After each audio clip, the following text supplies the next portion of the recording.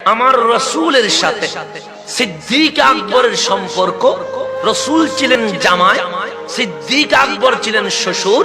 সিদ্দিক আকবর কখনো বলেন নাই ও জামাই কথা শোনো, কিন্তু বলেছেন ইয়া রাসূলুল্লাহ।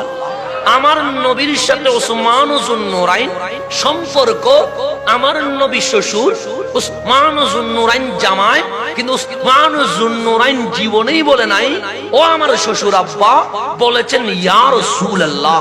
আমার নবীর সাথে মা ফাতেমাতুজ জাহরার সম্পর্ক, নবী আমার বাবা, মা ফাতেমা মেয়ে, কিন্তু মা ফাতেমা কখনো বলে নাই ইয়া আবি ও আমার বাবা, বলেছে ইয়া রাসূলুল্লাহ।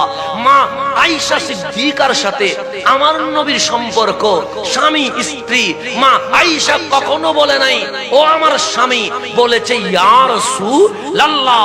হাসান হুসাইন আমার নবীর সাথে সম্পর্ক, নানা ও নাতি, কখনো বলে নাই ও নানা জান, বলেছে ইয়া রাসূলুল্লাহ।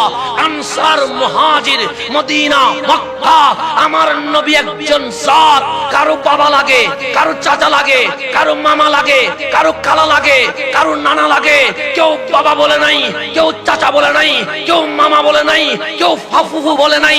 আনসার মুহাজির সবাই একটা ডাক দিয়েছে, আমাদের স্লোগানের নাম ইয়া রাসূলুল্লাহ।